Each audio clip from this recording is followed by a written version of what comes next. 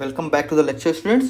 सो आज हम जो टॉपिक पढ़ने जा रहे हैं वो resonance in air column. Last time हमने एयर कॉलम में साउंड वेव्स किस तरह से मूव करती हैं या कोई भी वेव किस तरह से मूव करती हैं, किस तरह से वो पैटर्न्स फॉर्म करती हैं, नोट्स फॉर्म करती हैं, एंटी नोट्स फॉर्म करती हैं, इसकी बात हमने की थी। ओके, तो आज हम पढ़ेंगे resonance in air column. Okay, सबसे पहले रेजोनेंस का मतलब आप समझ लीजिए। What do mean by resonance?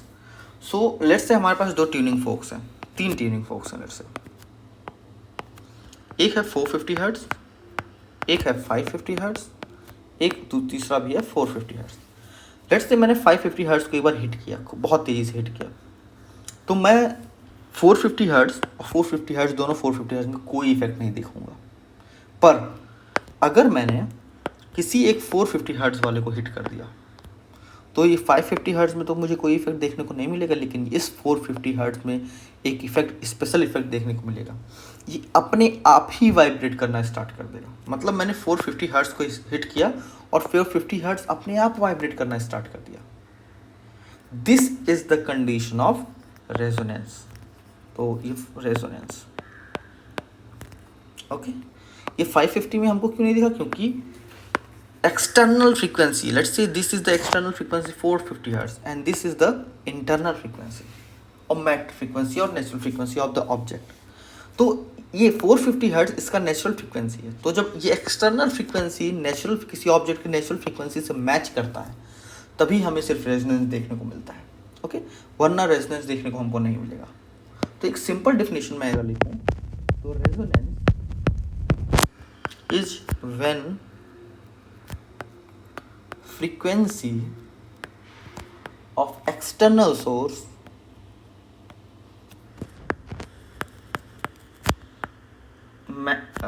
source matter with not matter, it matches matches with the natural frequency of object। Okay, resonance is when frequency of external source matches with the natural frequency of the object। तो ये external source था यहाँ जिसको मैंने hit किया और यह external source इसके नेचुरल फ्रीक्वेंसी से मैचअप किया। अब सिमिलरली यही कंडीशन अगर मैं कॉलम्स के साथ लाऊं, वन एंड कॉलम के साथ लाऊं तो क्या होगा? वन एंड कॉलम के साथ अभी कैसे ला रहा हूँ मैं? लेट्स से मैंने एक वन एंड ऑल पाइप लिया और उसमें पानी भर दिया, पूरा का पूरा पानी भर दिया मैंने। ओके, पूरा फिलअप कर दिया पानी को। और यहाँ पे एक ट्यूनिंग फोक है, मैंने इस ट्यूनिंग फोक को हिट किया। डेफिनेटली मुझे यहाँ कुछ नहीं देखने को मिलेगा, पर कंडीशंस, अब मैं इसको धीरे धीरे खाली कर रहा हूँ। ओह सॉरी, ज़्यादा खाली हो गया। मैं इसको धीरे धीरे खाली कर रहा हूँ। ओके, धीरे धीरे खाली कर रहा हूँ। एक टाइम आएगा जहाँ पे रेजोनेंस देखने को मुझे मिलेगा। कहाँ पे? जब इसका नेचुरल फ्रीक्वेंसी क्रॉस लेंथ आ जाएगा। नेचुरल फ्रीक्वेंसी लेंथ मतलब लास्ट टाइम हमने natural frequency length fundamental frequency कितना निकाला था अगर आपको याद हो तो? लैम्डा की कुछ वैल्यू हमने निकाली थी। ओके, तो नेचुरल फ्रीक्वेंसी का क्या मतलब हुआ? जब L इज इक्वल टू जब L इज इक्वल टू λ/4 हो जाएगा, इस कंडीशन में जब इसका लेंथ इसका लेंथ इसके वेवलेंथ के 1/4 हो जाएगा, 4 के वेवलेंथ के, तब हमको रेजोनेंस देखने को मिलेगा। उस कंडीशन में क्या हो रहा है? जो इसका वेव है वो कंप्लीट फॉर्म कर रहा है एक नोड एंड इस तरह का वेव। लास्ट लेक्चर में मैंने बात किया था, this is the fundamental frequency. Okay, तो जब ये जितना खाली हुआ, ये लेंथ इसकी वेवलेंथ के 1/4 हो गया, उस कंडीशन में हमें रेजोनेंस देखने को मिलेगा। उस कंडीशन में क्या होगा? एक हाई साउंड हमको यहाँ सुनाई देगा। ओके, जैसे अपर कंडीशन में एक ऑस्किलेशन, वाइब्रेशन हमको यहाँ देखने को मिलता है। यहाँ वाइब्रेशन के साथ साथ यहाँ वाटर वाइब्रेट करना स्टार्ट कर देगा, जिसकी वजह से एक हाई साउंड हमको यहाँ सुनाई देगा। तो जनरली हम इसको करेंगे तो बहुत ही लो साउंड हमको मिलेगा, लेकिन जैसे ही ये रेजोनेंस क्रिएट करेगा ये हाई साउंड बनने लगेगा। ओके, ये पहला कंडीशन था। तो ये पहला कंडीशन है। अगर हम फिर भी अभी और भी इसको खाली करते जाएँ, let's say this length is L1। Okay, अगर हम अभी भी इसको खाली करते चले जाएँ तो हमको क्या मिलेगा? फर्दर इसको हम खाली करते चले जा रहे हैं तो, और वो ऑस्किलेट कर रहा है ओके, तो सेकंड कंडीशन हमको क्या मिलेगी वेवलेंथ की, जब L is equal to 3 lambda by 4 हो जाएगा, मतलब इतना खाली हो जाए ये कि ये जो L लेंथ है ये L is equal to 3 lambda by 4 हो जाए। उस कंडीशन में वेव कैसा फॉर्म होगा, एक वेव फॉर्म होगा ऐसे करके, ये वेव फॉर्म होगा। ओके, इस तरह एक हार्मोनिक फॉर्म होगा, और इस कंडीशन में भी हमको क्या मिलेगा, एक हाई साउंड मिलेगा। ओके, तो ये जैसे जैसे मैं खाली करता जाऊंगा, अगर लेट्स से और भी खाली मैं इसको करता जा रहा हूँ, और खाली मैंने कर दिया, और खाली मैंने कर दिया, बहुत खाली मैंने कर दिया। ओके, अब क्या बनेगा, एक नोड यहाँ, एक नोड यहाँ, एक नोड यहाँ, और एक एंटी नोड वहाँ पे बनेगा। ओके, तो नहीं, 2 नोड्स बनेंगे बीच में और एक एंटी नोड। ओके, तो ये ऐसे बनेगा।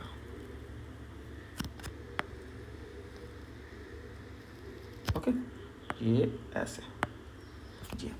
इस कंडीशन में भी हमें, और ये लेंथ क्या है, जब ये लेंथ उस ट्यूनिंग फोक पे लैम्डा 5 लैम्डा बाई 4 टाइम्स हो जाएगा, तब ये वेव बनेगा, और इस कंडीशन में भी हमें हाई साउंड सुनाई देगा। ओके, नेक्स्ट कंडीशन क्या हो जाएगा, 7 लैम्डा बाई 4, उसका 9 लैम्डा बाई 4।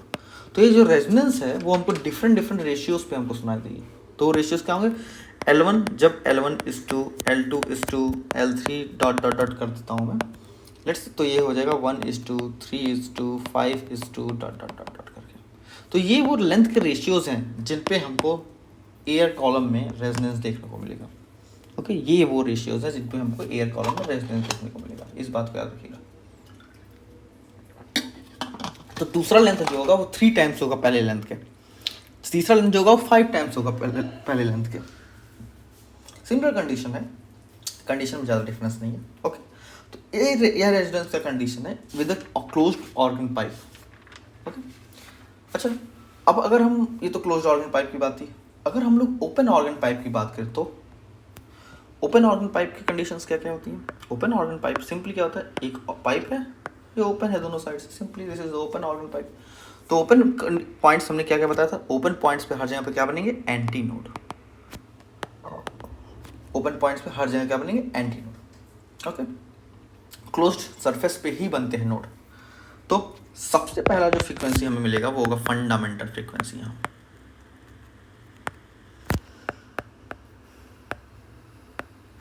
वो कैसा मिलेगा हमको, फंडामेंटल फ्रीक्वेंसी कैसा मिलेगा हमको, तो ये हो गया आपका पॉइंट, यहाँ एंटी नोड एक नोड यहाँ बीच में बनेगा, ये हो जाएगा आपका पहला रेजोनेंस लेंथ।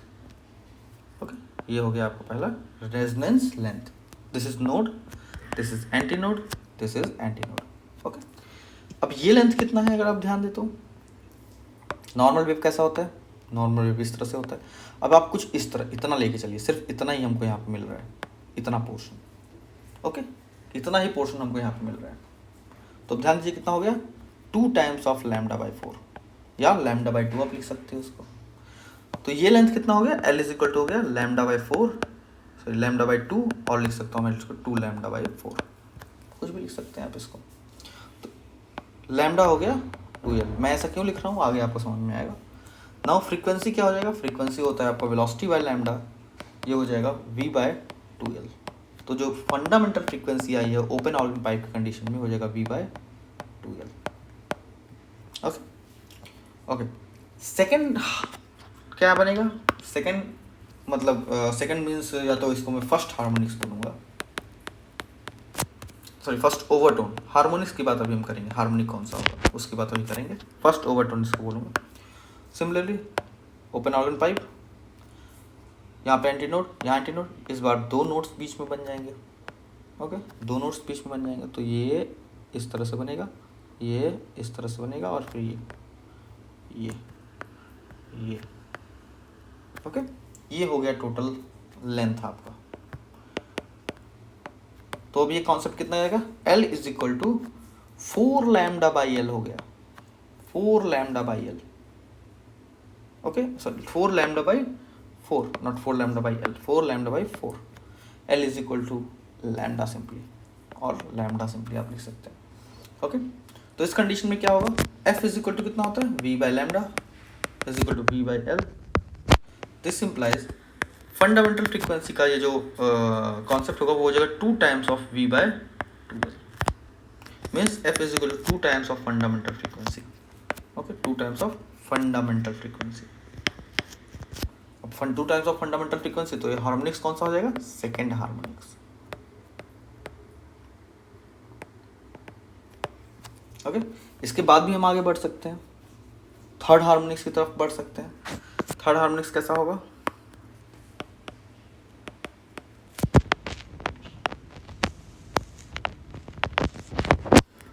ये हो गया, ये हो गया। थर्ड हार्मोनिक्स कैसा होगा, इसमें 3 एंटी नोड्स बीच में आ जाएंगे, 1 anti node, 2 anti node, 3 anti node. Okay, अब ये कैसा बनेगा, ये बना, ये बना, ये बना एंड फिर ये।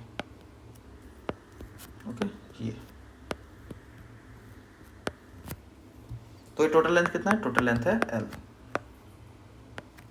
यहाँ पे एंटी नोड बनेगा, यहाँ पे भी एंटी नोड, ओपन पाइप है, इस बात का ध्यान दीजिएगा, इसलिए एंटी नोड बन रहा है।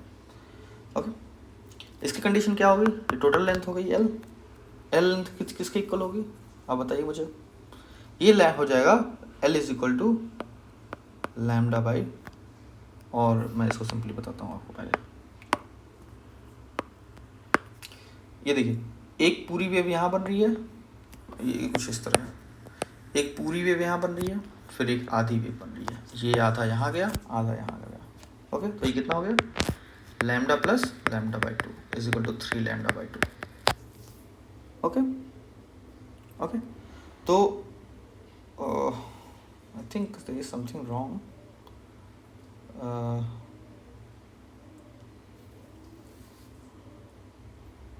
No, it's okay. Then L is equal to 3 lambda by 2. Then lambda is equal to 2 by 3L. Okay, then velocity is equal to, sorry, frequency is equal to, velocity by lambda is equal to 3V by 2L. Means it is simply 3 times of fundamental frequency. So it is third harmonics or second overtone. I already wrote third harmonics. Okay. And so on. Further you can move. So what are the points that we note from here? Okay, the important points for open organ pipe are: first, fundamental frequency is, or first harmonics is V by 2L. Second point, the first harmonics is first overtone is 2F1. Second overtone is 3F1 and so on. The nth overtone is n plus 1 F1. Okay, n plus 1 F1. Clear? So ये total बात हो गई open organ pipe की। एक important बात, point मैं यहाँ note करा देता हूँ आपको, मैंने इससे पहले भी ये चीज़ बताई है कि एंड ओपन एंड्स जो प्रेशर होता है वो सबसे कम होता है, कितना, 0। ओके, ओपन एंड्स में प्रेशर 0 होता है, इस बात का याद रखिएगा आप। तो एक जनरल टेबल मैं यहाँ बना के आपको दिखा देता हूँ, जो डिफरेंसेस आपको देखने को मिलेंगे इनके बीच, मतलब ओपन ऑर्गन पाइप और नॉन ओपन ऑर्गन पाइप के बीच की एक जनरल टेबल अगर मैं बनाऊँ तो डिफरेंसेस के साथ वो क्या क्या होंगे, मैं ये आपको लिख देता हूँ। तो इधर मैं लिखता हूँ एक क्लोज रो को, और इधर लिखता हूँ मैं ओपन। ओके, डिफरेंसेस क्या क्या हैं। पहला, क्लोज्ड में F1 कितना था, V by 4L, और ओपन में F1 कितना है, V by 2L। Second point, first overtone, और you can say F2 is 3F1, F3 is 5F1, F4 is 7F1, and so on. Fnth overtone is 2n plus 1 F1. These are all overtones. Okay, yeah. Or harmonics. About the overtone, if you want to tell about the overtones, then इसको हम first overtone के form में लिखते हैं, harmonics के form में लिखते हैं। ओके, कोई बात नहीं। तो second harmonics, third harmonics, fourth harmonics, something like this. Okay, F1 is the fundamental frequency. यहाँ पे भी second harmonics is 2F1, third harmonics is 3F1 and so on. So अगर मैं nth हार्मोनिक की बात करूँ तो ये NF1 होगा। और अगर मैं ओवरटोन की बात करता हूँ एक्चुअली, सो सॉरी, ये 2n+1 नहीं, 2n ही होगा। अगर मैं हार्मोनिक्स की बात करता हूँ, let's if n is overtone then Fn is equal to 2n+1 F1, okay, NF1 हो जाएगा।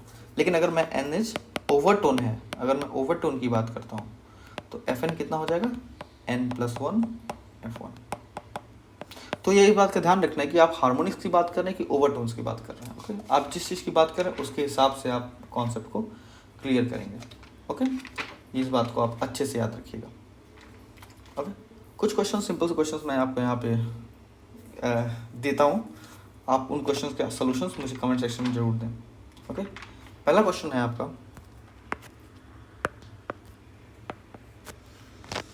The fundamental frequency of a closed organ pipe is of length is equal to 20 centimetre, okay. एक closed fundamental frequency है F1, वो है आपका okay 20 centimetre, equal to the second overtone of organ pipe open on both ends, okay. मैं पूरा question लिख देता हूँ।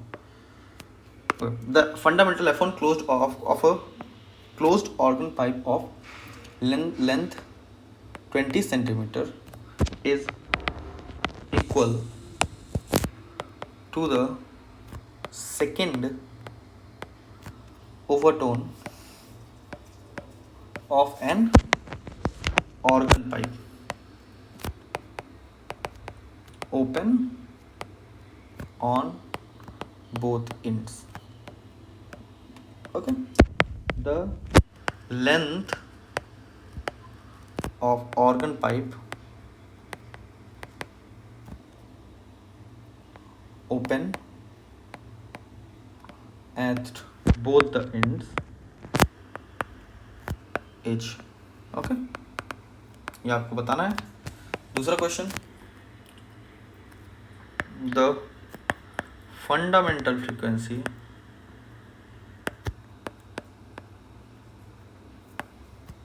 in an organ pipe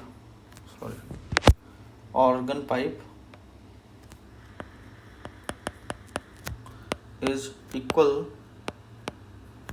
to the third harmonics